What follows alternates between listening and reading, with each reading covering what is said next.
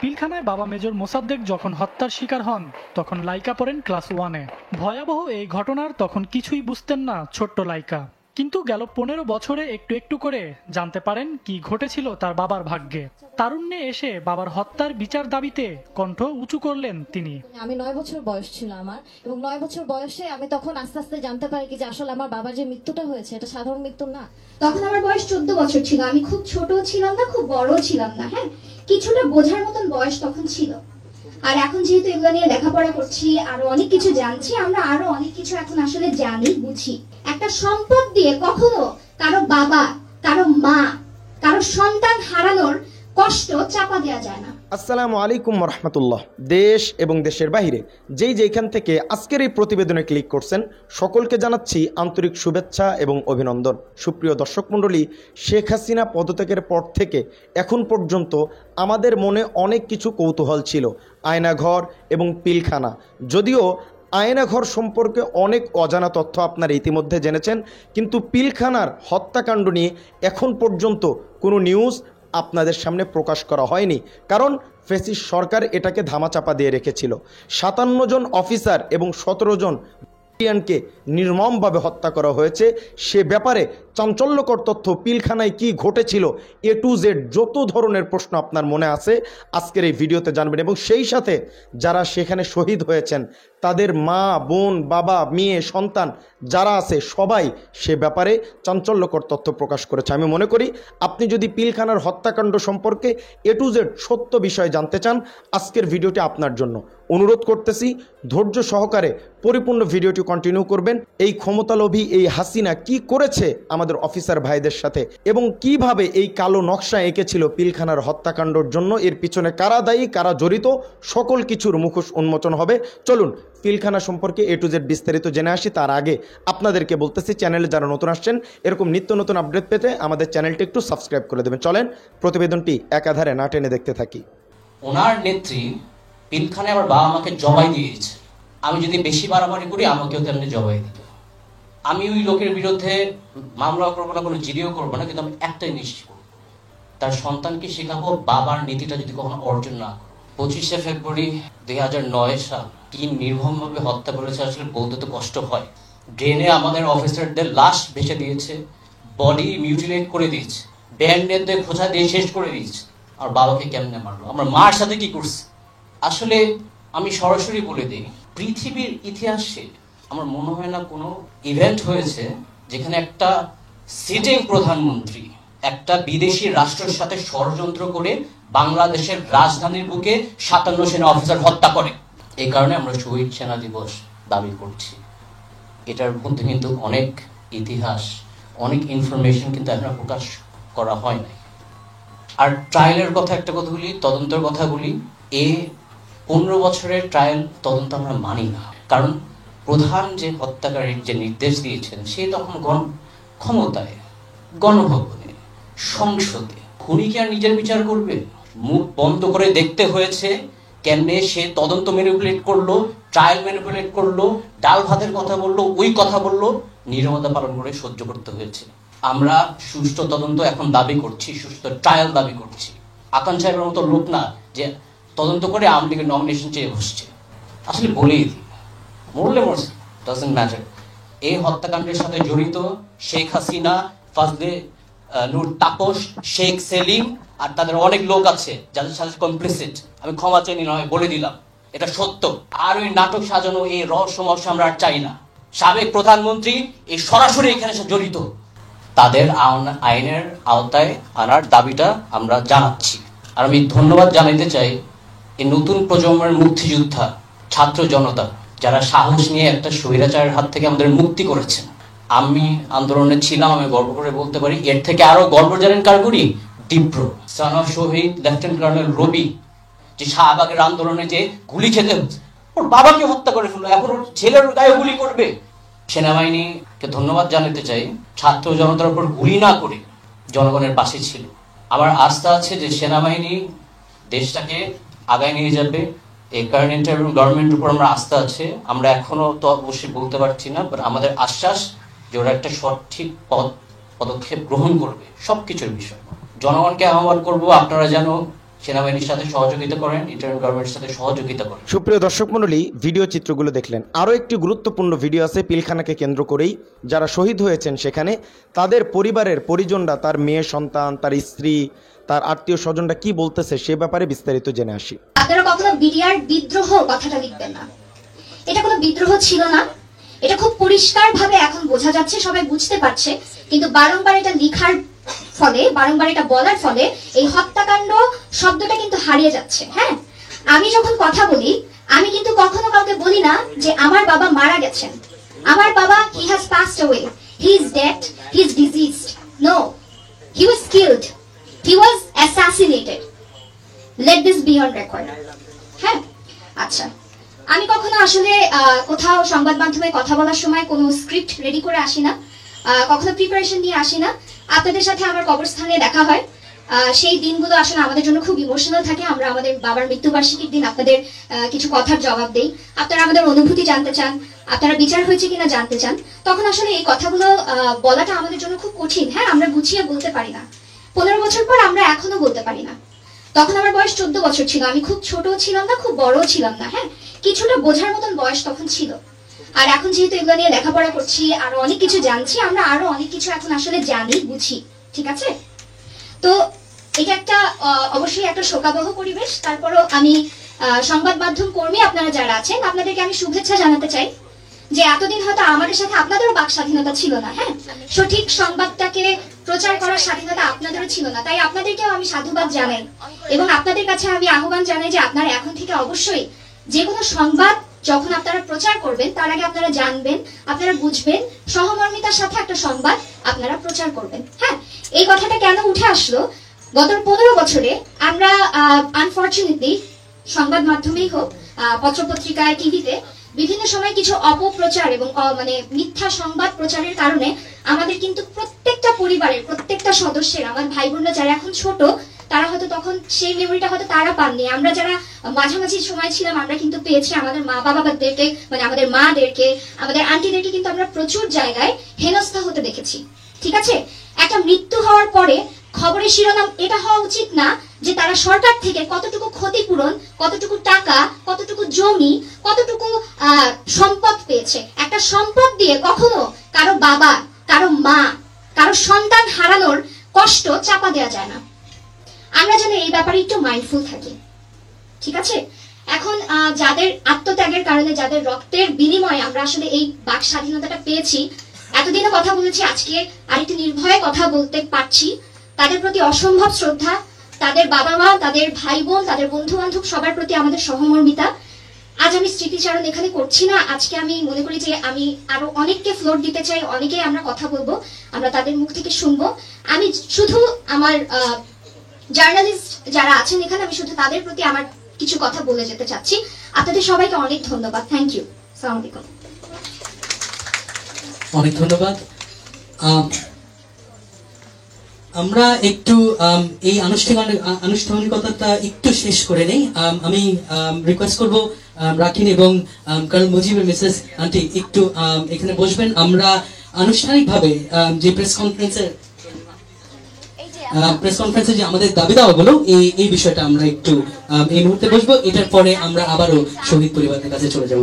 এখানে আপনারা, আমি জানি না, মানে আমি মিডিয়ার মানুষ, আর মিডিয়ার ক্যারিয়ার 23 বছর। আমি প্রোগ্রামে, আপনারা নিউজে, তফাৎটা এখানে, কিন্তু আমরা কিন্তু সবাই কালিগ। এই কথাটা আমাকে চেনেন না চেনেন সেটা বড় বিষয় না। তো কাজেই 23 বছর মিডিয়াতে কাজ করে কিছুটা হলেও ধারণা তো আমার থাকে, আছে, এখনো আছি আমি। যাই হোক, তো আমার পরিচয় হচ্ছে, আমি রবি রহমান, শহীদ কর্নেল কুদরতুল্লাহি রহমান শফিকের ওয়াইফ। আমার ছেলে অ্যাডভোকেট সাকিব রহমান। আমরা প্রত্যেকের জায়গা থেকে শহীদ পরিবার চেষ্টা করেছি, কে ব্যারিস্টার হলো, কে অ্যাডভোকেট হলো, কে বড় কোম্পানির মালিক হলো, সেটা নয়। আমরা চেষ্টা করেছি একটা বাচ্চাকে মানুষের মতো মানুষ করে করতে, এবং আমরা বোধহয় পেরেছি। আমি এটা খুব কনফিডেন্টলি বলি, আমাদের বাচ্চাগুলোকে বানাতে। বাট সাহসী যে বানাবো, সেই সময় সাহসী বানানোর মতো বাচ্চা ওরকম ছিল না, সবাই ছিল ছোট। হ্যাঁ, তো তাদের এই গল্প বলে বলে আমরা যতটুকুন শুনিয়েছি বা তারা অল্প অল্প ভাষা ভাষা যেগুলো দেখেছে সেগুলো মনে, আমার অনেক বাচ্চা আছে অনেক ছোটবেলার কথা মনে করে, মনে পড়ে। কাজে সেই সময়টা যারা 14 বছর 15 বছর 16 বছরের ছিল তারা কিন্তু সবই বুঝে, সবই।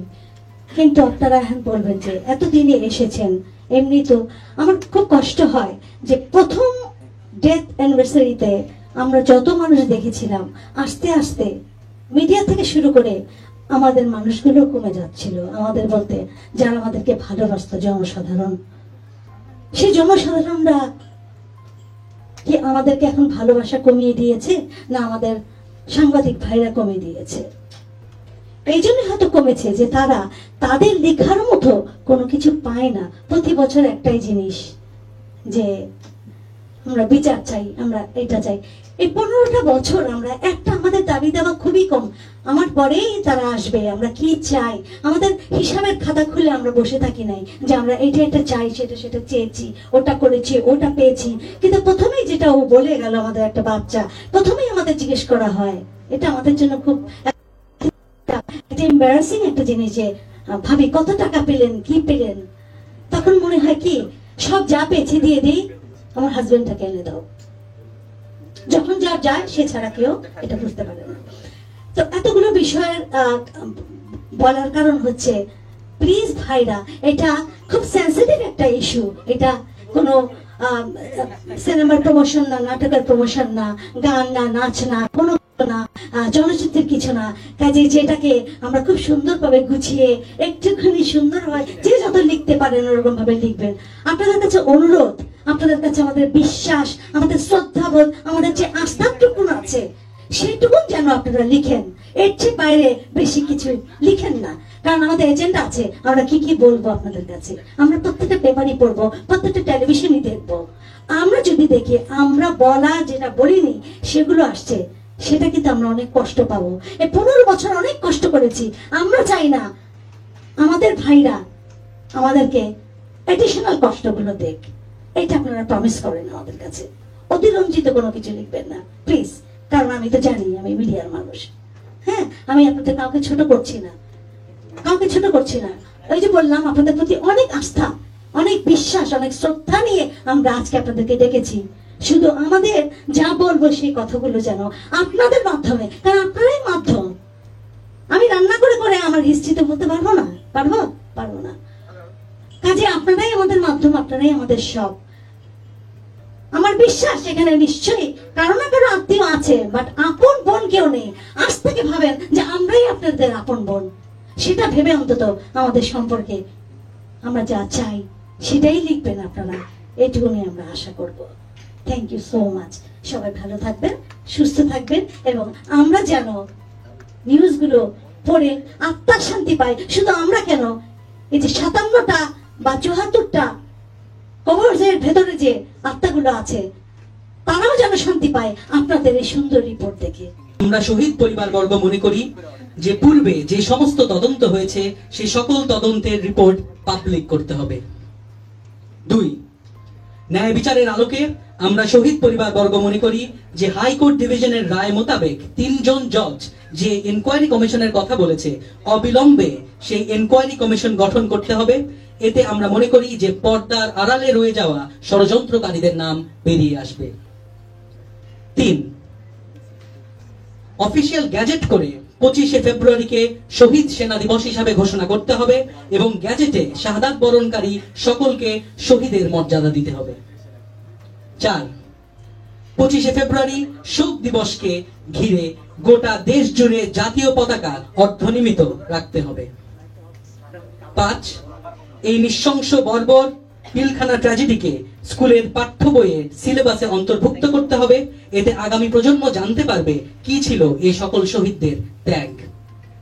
6, যে সকল সেনা কর্মকর্তা এই ঘটনাকে ঘিরে চাকরিচ্যুত হয়েছে তাদেরকে চাকরি ফিরিয়ে দিতে হবে অথবা তাদের যথাযথ কম্পেনসেশন প্রদান করতে হবে।